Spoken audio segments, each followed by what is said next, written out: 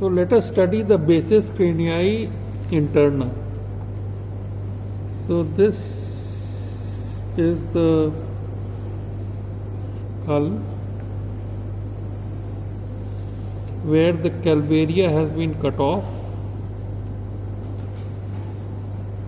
and here you have the external occipital protuberance. Here you have the frontal crest, and these are the two tables of the skull, and here is the internal occipital protuberance, and between the two tables of the skull you have the diploi. So there are two types of veins, one which are diploic veins which drain the diploi, and the other are emissary veins which come from outside. Now here you have the lesser wing of the sphenoid bone, which gives the anterior clinoid process. These are the anterior clinoid process, and this is the lesser wing of the sphenoid bone. This gives rise to the anterior cranial fossa. So here we make the lesser wing, and here we make a beak type of thing which is called as the jugum sphenoidale. This is called as the jugum sphenoidale, and anterior to this lesser wing of sphenoid you have the anterior cranial fossa. Just under the frontal crest you have a foramen which doesn't lead anywhere, and therefore is called as the foramen cecum. Then you have a projection here.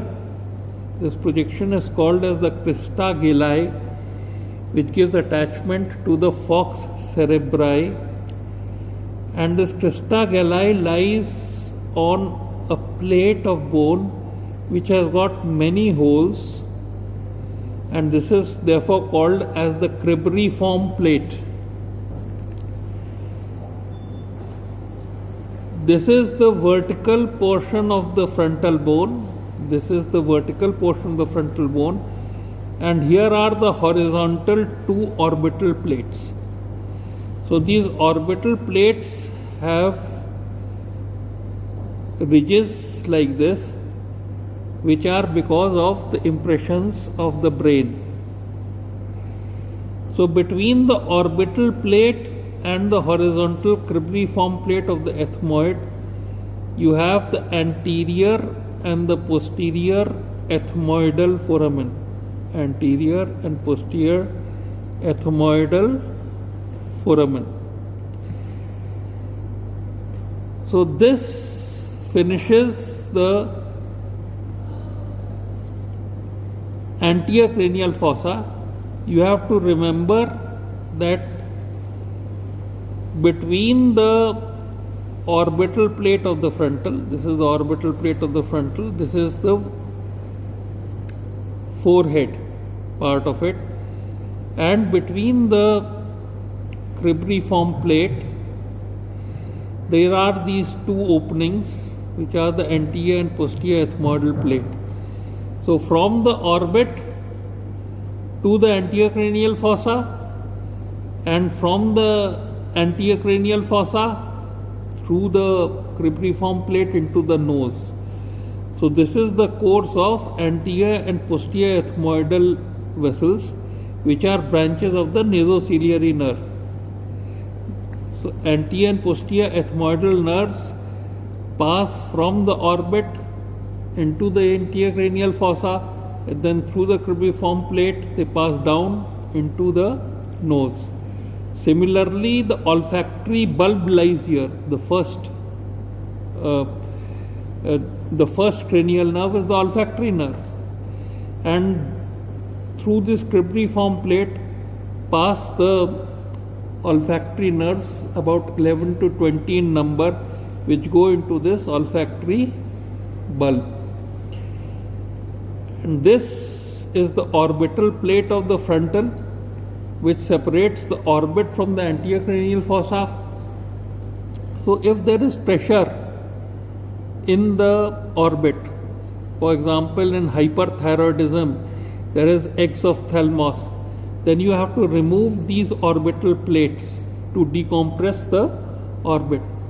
That operation is called as Naff-Jigers operation. It is done for malignant hyperthyroidism producing malignant exophthalmos. If you remove these orbital plates, the orbit will become decompressed. So this finishes off the anterior cranial fossa. Now behind this lesser wing of sphenoid, we will place the petrous temporal bone, which is notched like this, leads to the anterior clinoid process, posterior clinoid processes. It's notched like this, leads to posterior clinoid processes, and this is the petrous part of the temporal bone. All right. So now this is the boundary of the middle cranial fossa. The middle cranial fossa consists of a central area, which is the body, and it consists of wing-like projections of the sphenoid bone. So this is the body of the bird, and this is the wings. So the body first. The body lies between the anterior and the posterior clinoid process. The anteriormost portion is the jugum sphenoidale. Then you have what is called as tuberculum sali. This is the tuberculum sali. Then you have sala turcica, and then you have dorsum sali. So if you look at it from the side, you will find that there is dorsum sali, the dorsum sali part of it. Then there is sala turcica, the hollow portion of it. Then there is tuberculum sali, and this is the jugum sphenoidale. Under this lies the sphenoidal air sinus, and above it lies the diaphragma sali, through which you have the hypophysis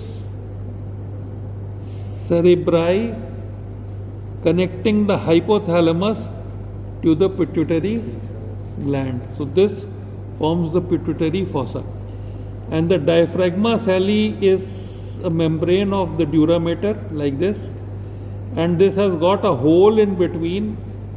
So through this diaphragma sali you have the passage of the hypophysis cerebri, which ends into the pituitary bone. The first structures, here you have the superior orbital fissure,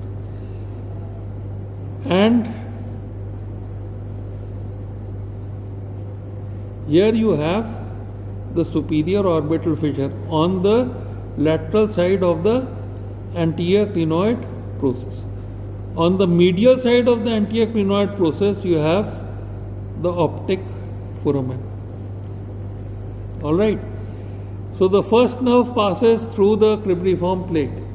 The second nerve, forming a chiasma, optic nerve forms a chiasma and converts into optic tracts.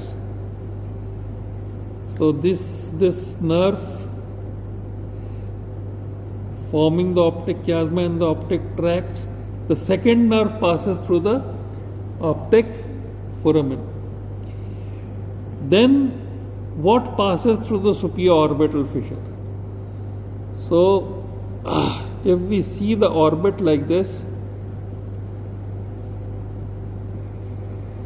here you have the nose, you will have the orbital fissure like this. and you have the inferior orbital fissure like this. So you are looking at the right orbit.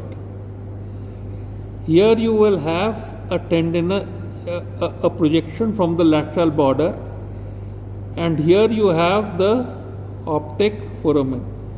So from this tendinous origin arises what is called as the annulus tendinosus, and this annulus tendinosus gives insertion to the superior rectus, the medial rectus, the inferior rectus, and the lateral rectus. Alright.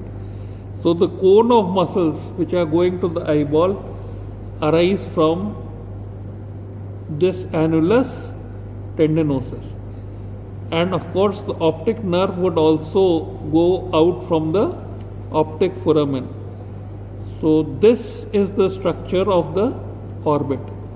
Now what passes through the superior orbital fissure? What passes is third, fourth, fifth A and sixth nerves. Then superior, inferior, ophthalmic veins, and then two arteries which are lacrimal branch of meningeal and meningeal branch of lacrimal. So you have to remember that the third, fourth, fifth A, which is the fifth A nerve, the ophthalmic nerve, which is the third, oculomotor, which is the fourth, trochlear, which is the fifth, ophthalmic branch of maxillary nerve, and which is the sixth, the abducent. Okay. So what we have made the superior orbital fissure, we have made the optic foramen. Now on the side lies the cavernous sinus, and if we make the cavernous sinus like this is the medial wall, this is the lateral wall. In this cavernous sinus passes the internal carotid artery. Internal carotid artery. And just besides the internal carotid artery lies the abducent nerve, or the sixth nerve. And the structures that pass, nerves that pass in the lateral wall are 1, 2, 3, 4. And they are remembered by the name OTOM. Oculomotor, trochlear, ophthalmic, maxillary.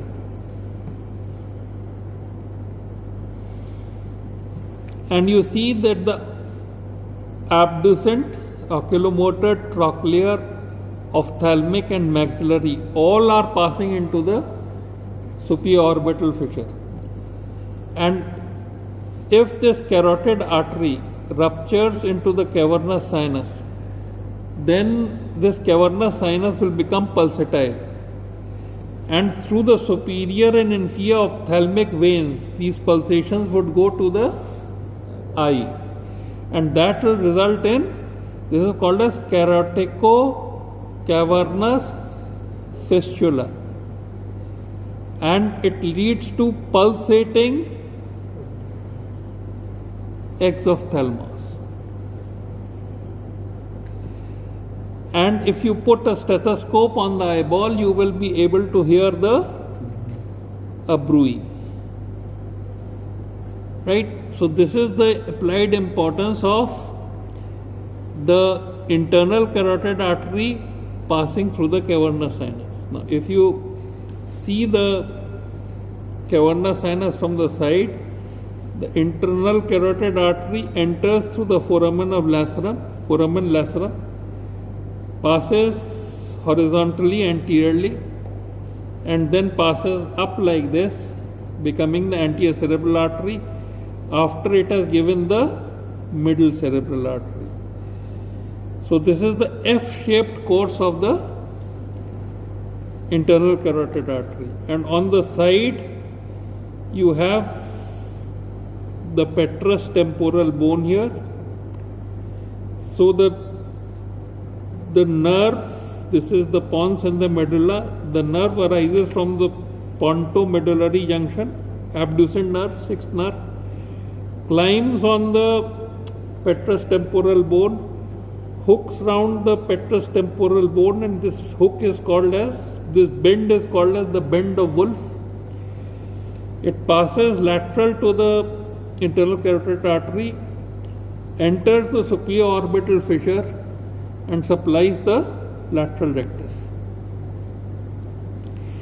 So what happens that because of the tentorial pressure, when this brainstem starts going down, this nerve is stretched at the bend of Wolff and the lateral rectus becomes paralyzed.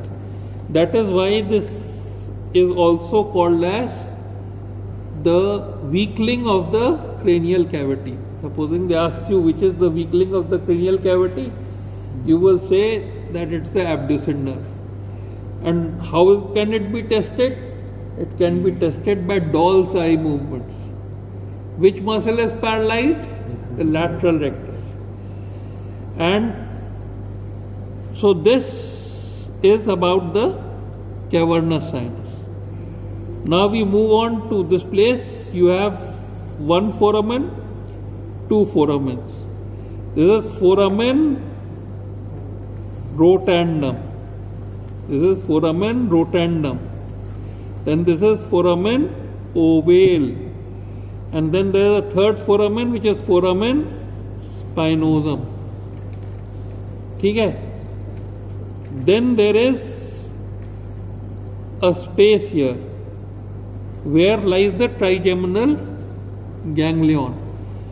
And finally there is the fourth foramen here which is foramen lacerum. So this is space is the impression of the trigeminal ganglion. And then there is another triangular space here which is the superior boundary of the middle ear, and this is called as tegmen tympani. From the tegmen tympani there are two small hiatus. These are the hiatus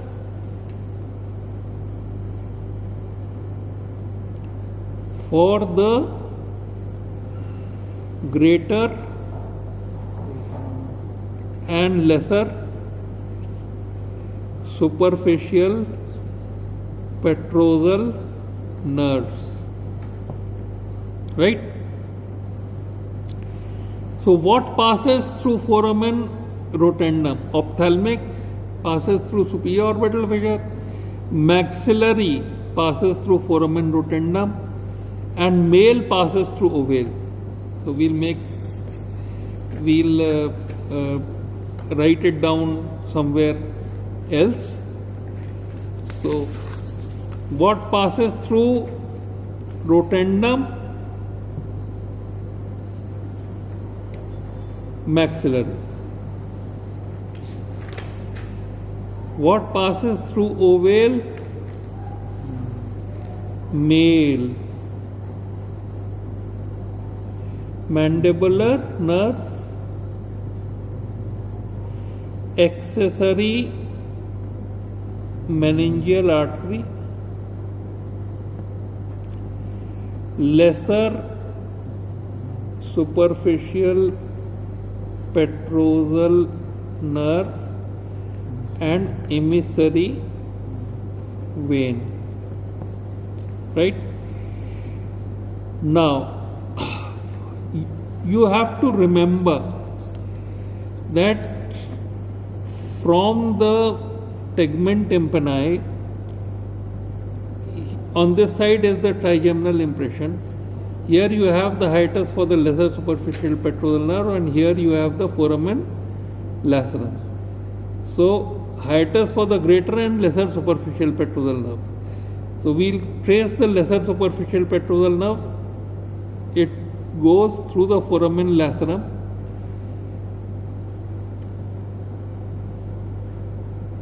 It goes through the lesser superficial petrosal nerve, goes through the foramen ovale, meets the mandibular nerve बाहर निकली, and from the mandibular nerve is the auriculotemporal, and from the auriculotemporal is the parotid. So the lesser superficial petrosal nerve supplies the parotid gland.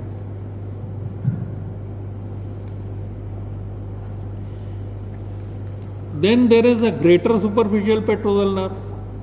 So there is a lesser and there is a greater. The greater superficial petrosal nerve goes in the foramen lacerum. Lesser superficial petrosal nerve will supply the gland. So it is carrying parasympathetic fibers.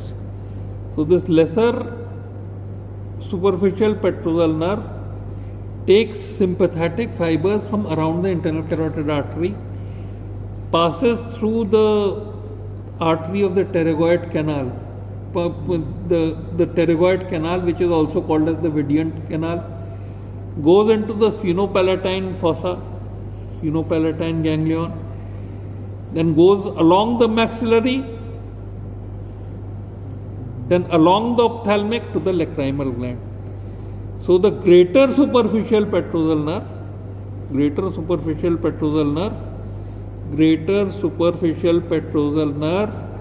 supplies the lacrimal. The lesser superficial petrosal nerve supplies the parotid. Now, what we have to do, we have to come through the foramen ovale, and we have to block the trigeminal ganglion and trigeminal neuralgia. And what can you block instead? You can block the nerve supply to the parotid and lacrimal gland in this. Alright?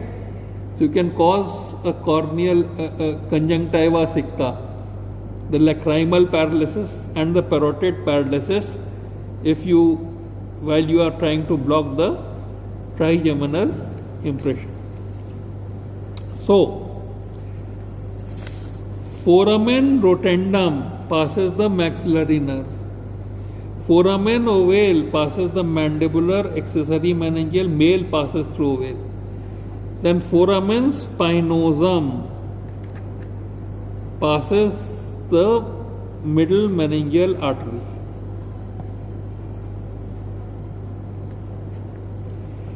Now this middle meningeal artery from foramen spinosum would go like this.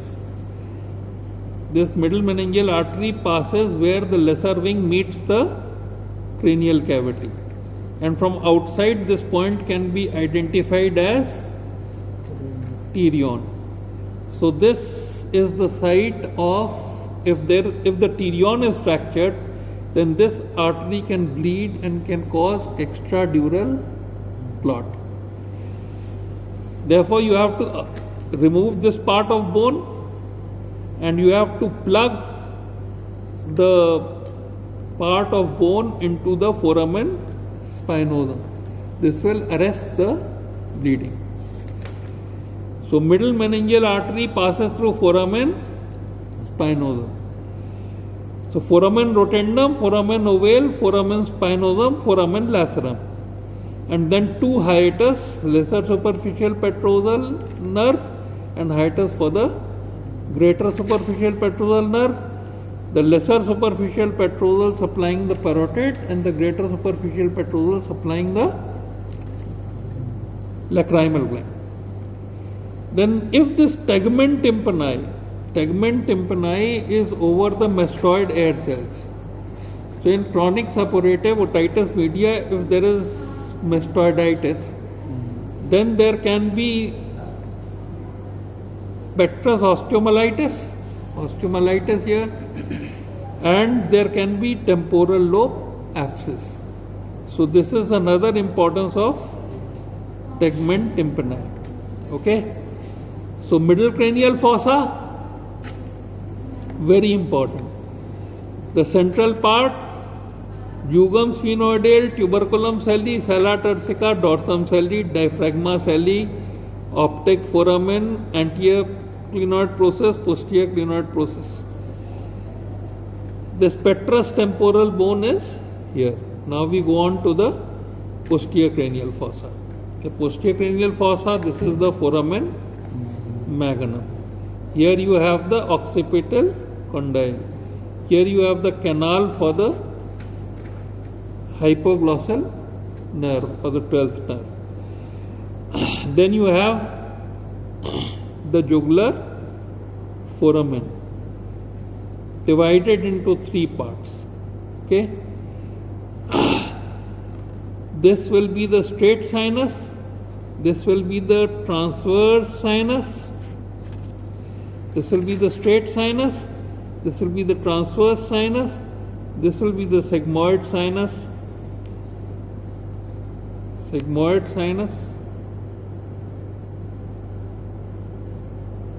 and this will form the internal jugular vein. This sigmoid sinus will collect vein drainage from superior petrosal sinus, and there will be this connecting the cavernous sinus to the sigmoid sinus. Then there will be an inferior petrosal sinus. This is the inferior petrosal sinus, and inferior petrosal sinus passes through the anterior part of the jugular foramen and sigmoid sinus through the posterior part. From the middle part passes the 9th, the 10th and the 11th nerve. So 9th, 10th, 11th nerve. Then through the internal acoustic meatus passes the 7th nerve and the 8th nerve, the ductus endolymphaticus and anterior inferior cerebellar artery. 7th, 8th nerve, ductus